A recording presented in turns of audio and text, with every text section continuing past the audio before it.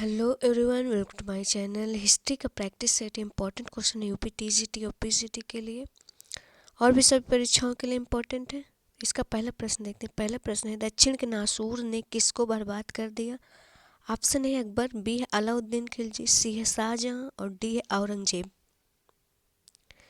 इसका right answer option number D हो जाएगा, औरंगजेब।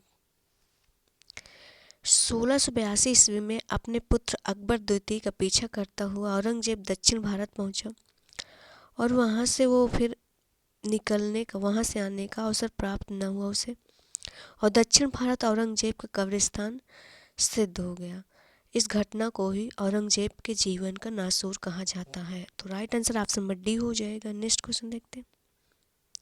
नेक्स्ट है, शेर शाह सूरी अपने किस कार्य के लिए सर्वाधिक प्रसिद्ध है? ऑप्शन है शैक्षिक सुधार के लिए, बी है सामाजिक सुधार के लिए, सी है प्रशासनिक और डी है धार्मिक सुधार के लिए। इसका right answer option number C हो जाएगा, प्रशासनिक सुधार के लिए। शेर शाह के बचपन का नाम फरीद था।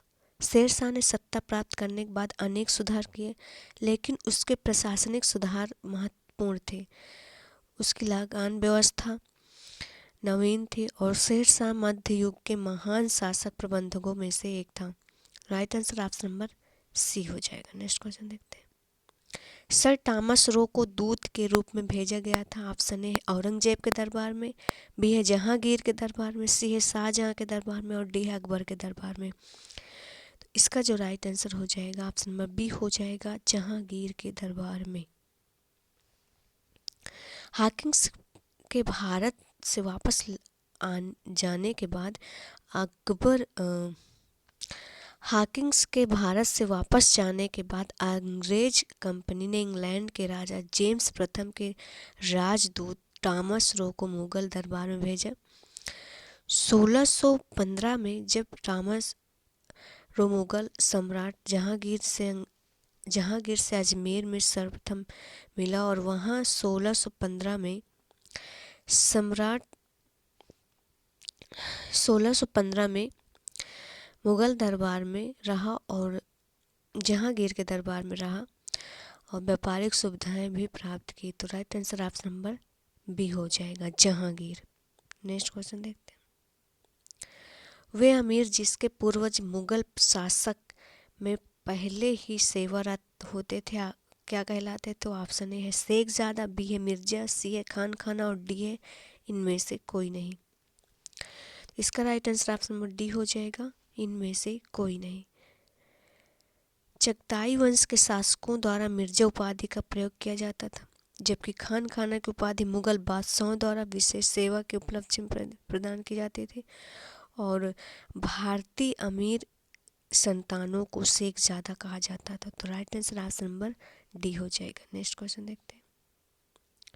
राजपूतों के साथ मेल मिलाप की नीति अपनाने में अकबर का मुख्य उद्देश्य क्या था? ऑप्शन है राजपूत स्त्रियों से विवाह करना और बी है राजपूत राजाओं को अपने राज्य में मिलाना, सी है मुस्लिम प्रतिद्वंदियों को पृथक करना और डी है मुगल साम्राज्य को शक्तिशाली बनाना।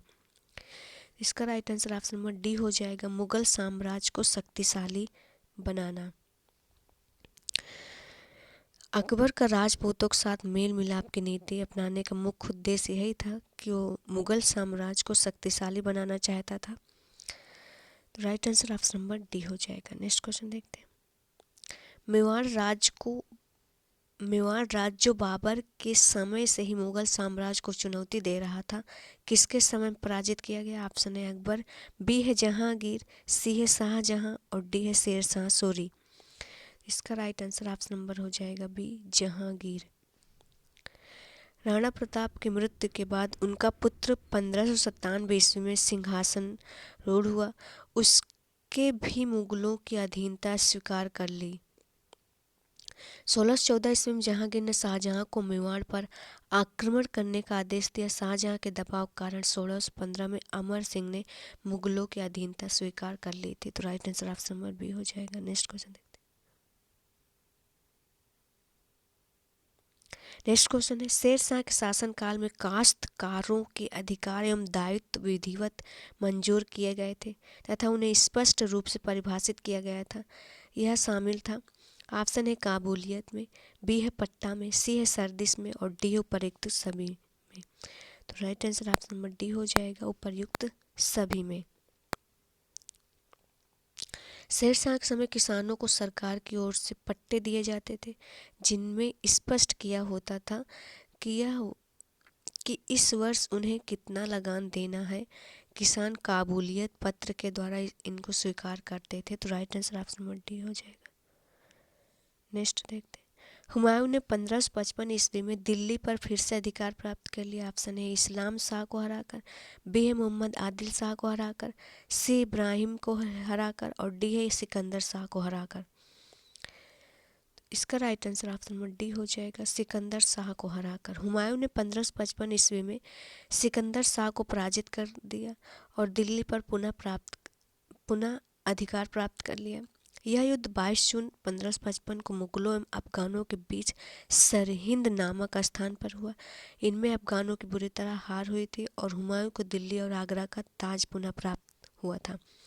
Right answer option number D हो जाएगा। नेक्स्ट क्वेश्चन देखते हैं, जहांगीर ने किस गुरु को खुसरो की सहायता करने के आरोप में मृत्युदंड दिया था। ऑप्शन है गुरु तेग बहादुर, बी है गुरु हरगोविंद सिंह, सी है गुरु अर्जुन देव और डी है गुरु गोविंद सिंह। इसका right answer option number C हो जाएगा, गुरु अर्जुन देव। जहांगीर ने गुरु अर्जुन देव को खुसरो की सहायता प्राप्त करने के आरोप में मृत्युदंड दिया था। अर्जुन देव पर यह अपराध सिद्ध होने पर उस पर 2 लाख रुपए का जुर्माना किया, जिसे अदा न करने पर उन्हें मृत्युदंड दिया गया था। तो right answer option number C हो जाएगा। हालांकि यह जहांगीर का यह कार्य बुद्धिमत्तापूर्ण नहीं था। तो राइट आंसर ऑप्शन सी हो जाएगा। नेक्स्ट क्वेश्चन देखते हैं, किस मुगल सम्राट का राज्याभिषेक 2 बार हुआ था। ऑप्शन है हुमायूं, बी है जहांगीर, सी है शाहजहां और डी है औरंगजेब। तो right answer option number D हो जाएगा, औरंगजेब। औरंगजेब का राज्याभिषेक 2 बार किया गया। पहला सामूगढ़ की विजय एवं आगरा को अपने अधिकार में प्राप्त करने लेने के बाद 21 जुलाई 1698 को दिल्ली में हुआ था प्रथम राज्याभिषेक, और दूसरा जो हुआ था 5 जून 1659 में हुआ था। तो right answer option number D हो जाएगा। नेक्स्ट क्वेश्चन देखते हैं, जय सिंह को राणा की उपाधि किस मुगल सम्राट ने दी थी। ऑप्शन है शाहजहां, बी है औरंगजेब, सी है बहादुर शाह और डी है जहांगीर। तो right answer option number B हो जाएगा, औरंगजेब। जय सिंह को राणा की उपाधि मुगल सम्राट औरंगजेब ने दी थी। वह एक कट्टर साम्राज्यवादी शासक था।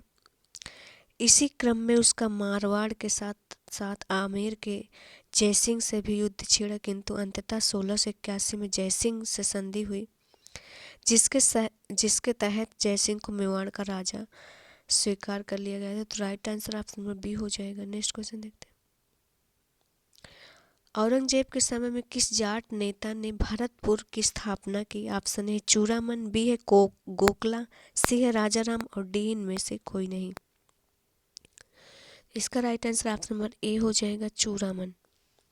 औरंगजेब के समय जाट नेता चूड़ामन ने भरतपुर की स्थापना 1700 में की थी। उसने एक सुदृढ़ दुर्ग का निर्माण कर मुगलों की शक्ति को चुनौती दिया, किंतु 1721 ईस्वी में जयसिंह द्वितीय द्वारा वह पराजित हुआ था। तो right answer option number A हो जाएगा। नेक्स्ट क्वेश्चन देखते हैं, निम्नलिखित में से कौन शेर शाह का उत्तराधिकारी हुआ था। ऑप्शन है इस्लाम शाह, बी है फिरोज शाह और सी है मोहम्मद आदिल शाह और डी है Ibrahim Shah. Right answer option number A हो जाएगा, इस्लाम शाह। शेर शाह की मृत्यु के उपरांत उसका द्वितीय पुत्र इस्लाम शाह उसका उत्तराधिकारी नियुक्त हुआ था। इसने 1545 से 1553 तक शासन किया था। तो right answer option number A हो जाएगा। नेक्स्ट क्वेश्चन देखते हैं, 13 वर्ष की अल्पायु में राजगद्दी पर बैठने वाले शासक का नाम था। ऑप्शन है समुद्रगुप्त, बी है हर्षवर्धन, सी है अकबर और डी है जहांगीर। तो right answer option number C हो जाएगा, अकबर। 13 वर्ष की अल्प आयु में राजगद्दी पर बैठने वाले शासक का नाम अकबर था। इसका जन्म अमरकोट के राजा बीर साल के महल में 15 अक्टूबर 1542 ईस्वी में हुआ था। तो राइट आंसर ऑप्शन नंबर हो जाएगा सी। नेक्स्ट क्वेश्चन देखते हैं। निम्न में से कौन अकबर के नवरत्नों में शामिल नहीं था? ऑप्शन है बीरबल, बी है रहीम, सी है वैजू बावरा और डी है टोडरमल। इसका right answer option number C हो जाएगा। वैजू बावरा शामिल नहीं था, बाकी सभी शामिल थे। अकबर के नवरत्नों में मुल्ला दो प्याजा, अबुल फजल, टोडरमल, हकीम हुक्काम, तानसेन, शेख फौजी, अब्दुल रहीम खान खाना, राजा बीरबल एवं मान सिंह थे। बैजू बावरा नहीं था। तो right answer option number C हो जाएगा।